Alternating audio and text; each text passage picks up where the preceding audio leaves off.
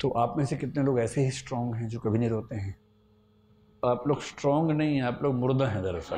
रोने लगता है, लड़की है क्या, लड़की है क्या? उसे लगता है कि इसमें लड़का लड़की कहाँ से आ गया बीच में? भाई मैं गिरा, मुझे दर्द हुआ, मैं रोया। मर्द को दर्द नहीं होता। उस एक डायलॉग ने भारतीय समाज से जितना नुकसान किया है ना, बात बात पे रोना कमजोरी का लक्षण है। कभी नहीं रोऊंगा, ये जबरदस्ती ओढ़ी हुई पाली हुई मर्दानगी का लक्षण है जिसकी कोई कीमत नहीं। आप में से कितने ऐसे बच्चे हैं जो मतलब जरा सा कुछ हो और खटाक से आंसू निकलने लग जाते हैं? हाथ खड़ा करो, शर्मा मत, एकदम शर्माने का कोई मामला है नहीं। बहुत बढ़िया। मुझे खुशी ये हुई कि 5-6 लड़कों ने भी हाथ खड़ा किया है, वरना हमारे समाज में एक मान्यता है कि रोने पर एकाधिकार लड़कियों का है और नहीं रोने पर मर्दों का है। और मर्द फिल्म में एक डायलॉग था, मर्द को दर्द नहीं होता। उस एक डायलॉग ने भारतीय समाज से जितना नुकसान किया है ना, तो बहुत भारी नुकसान कर दिया। उसके बाद से सारे मर्द अंदर दर्द हो रहा है और ये नौटंकी करते करते घूम रहे हैं कि दर्द नहीं होता हमें। तो मर्द को कहाँ दर्द होता है? कल मुझे एक वरिष्ठ महिला से बात हो रही थी, उनकी उम्र 60 साल के आसपास है, कहीं मैं गया हुआ था, वहाँ वो भी थी। तो उन्होंने मुझे बताया कि जो मेरा बेटा है वो आपका बहुत बड़ा प्रशंसक है। मैंने कहा जी शुक्रिया। तो आज वो, उसे पता होता कि आप आने वाले, मैं उसको लेके आती, आज वो आया नहीं। मैंने कहा जी कोई बात नहीं, फिर मिल लेंगे, ऐसा क्या है। तो बोली बड़ा मजबूत बच्चा है, कभी रोता नहीं है। अब मुझे लगा मैं ज्ञान दूं या ना दूं इस समय, क्योंकि अब आप शादी ब्याह में जाके ज्ञान देने लगे, लोग फिर ना भगा देते हैं वहाँ से। और खाना भी नहीं खाया था उस समय तक मैंने, बिना खाना खाए भगा देते तो बड़ा नुकसान हो जाता। शादी ब्याह में आदमी क्यों जाता है बेसिकली? दूल्हा दुल्हन कौन देखता है वहाँ पर? उन्हें कोई पूछता तक नहीं उनको, तो वो तो हम तो पहचानते भी नहीं कौन दूल्हा कौन दुल्हन है, नाम भी नहीं याद रहता है, खाना याद रहता है क्या क्या था खाने में। तो मैंने फिर बहुत सोच समझ के कहा कि जी अच्छी बात है। बोली मैं आपको मिलवाऊंगी, बहुत मजबूत बच्चा है, कभी नहीं रोता है। तो मतलब मैंने अंत में जब मुझसे रहा नहीं गया, मैंने एक सेंटेंस बोला, मैंने कभी रोए भी तो तनाव मत लीजिएगा, ऐसा क्या है? तो उनको लगा कि ये तो विचलन हो रहा है। उन्होंने कहा ना, बहुत स्ट्रांग है। तो आप में से कितने लोग ऐसे ही स्ट्रांग हैं जो कभी नहीं रोते हैं? तो आप लोग स्ट्रांग नहीं हैं, आप लोग मुर्दा हैं दरअसल, है ना।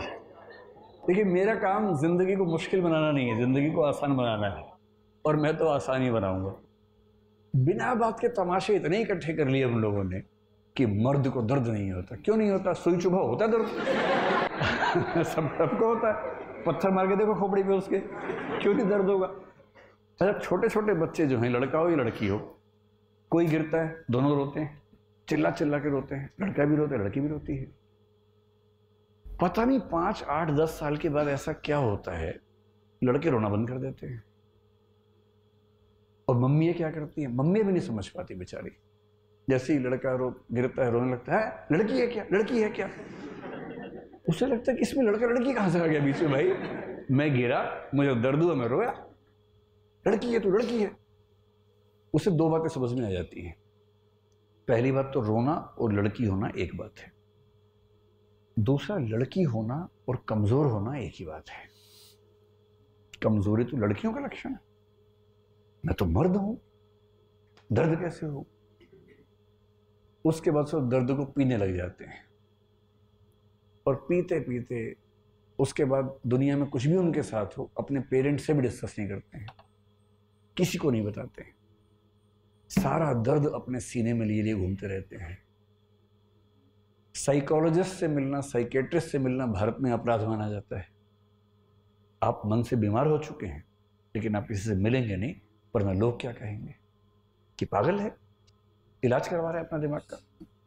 जबकि इलाज की जरूरत है मन को, तन को जरूरत होती है इलाज की, मन को भी होती है, पर वो हम नहीं करवा सकते। और इस चक्कर में लगभग हर पुरुष अंदर से लहूलुहान है, ऊपर से मुस्कुराना भी है, क्योंकि लोग क्या कहेंगे, हंसते नहीं है तो, मुस्कुराते ही नहीं भाई साहब। तो भाई साहब क्या करें, धीरे धीरे एक नकली मुस्कुराहट ओढ़ देते हैं, और जिंदगी भर उसको ढोते रहते हैं। और ये कहानी आप सबके पापाओं की बता रहा हूं, मैं किसी अंकल की नहीं बता रहा हूं। ऐसे में लगता है कि मेरे पापा तो ठीक है, अंकल के बारे में चल रहे। नहीं, आपके पापा भी वैसे ही होंगे। वो मजबूर हैं, रो नहीं सकते, खुश दिखने का नाटक करना जरूरी है उनके लिए। तो एक तो आप वैसे होना मत, और अपने आसपास जो वैसे हो गए हैं उनको थोड़ा सा सहज बना देना। उनको कहना कि पापा एक आध बार रो लो ना यार, ऐसा क्या है, चलो हम दोनों बैठते हैं, गप्पे मारेंगे, थोड़ा अपने मन की बात बताओ। जब मम्मी से पहली बार मिलने गए थे क्या क्या हुआ तो बताओ ना जरा। दोस्त बनो उनके, क्यों इतना डिस्टेंस रखना, कभी दोस्त बन जाइए। जितनी उम्र बढ़ती है उतने दोस्त खत्म होने लगते हैं, कोई दोस्त नहीं बचता उस उम्र में, तो आप दोस्त बन जाइए। ये होती है इमोशनल इंटेलिजेंस। इमोशनल इंटेलिजेंस का मतलब रोना नहीं है, मैं नहीं रोऊंगा ये भी नहीं है, ये दोनों मूर्खताएं हैं। बात बात पे रोना कमजोरी का लक्षण है। कभी नहीं रोऊंगा ये जबरदस्ती ओढ़ी हुई पाली हुई मर्दानगी का लक्षण है, जिसकी कोई कीमत नहीं, रत्ती भर वैल्यू नहीं। इमोशनल इंटेलिजेंस का मतलब क्या होता है? एक मतलब होता है अपने जो इमोशंस हैं उनको समझ पाना, बारीकी से समझना, और दूसरा उनको जितना कंट्रोल करने की जरूरत है उतना कंट्रोल कर पाना, इसकी क्षमता। जितना करने की जरूरत है, जबरदस्ती नहीं। कभी कभी खुद को ढीला छोड़ देना कि रोने का मन कर रो लो यार, ऐसा क्या है। लाइफ इन ए मेट्रो एक फिल्म आई थी बहुत पहले, उसमें एक लड़की ऐसी ही स्थिति में थी, ना कह सकती है किसी से, ना गुस्सा कर सकती है, ना बोल सकती है, ना रो सकती है। तो अगर मैं ठीक याद कर पा रहा हूँ तो इरफान खान उस फिल्म में थे। इरफान खान उसको ले गया टंकी के ऊपर, पानी की टंकी थी, छत्ती पता नहीं क्या था कुछ था। वो बोला कि चिल्ला के रो यहाँ पर। दो चार बार तो नहीं कर पाते, फिर वो चिल्ला के रोती है, जोर से चिल्लाती है, चिल्लाते चिल्लाते रोने लगती है। और एक बार रो लेती है और उसके बाद महसूस करती है कि इतना हल्का तो मैंने कभी महसूस नहीं किया अपने आप को। इतनी सारी गांठें जो मन के अंदर थी, गिरहें जो मन के अंदर बन गई थी, उनसे मुक्त भी तो होना है। अपने इमोशंस को समझना, उन्हें मैनेज करना, कंट्रोल का मतलब मैनेज करना। और यदि इमोशंस बोझ बन रहे हैं तो उस बोझ से मुक्त होना,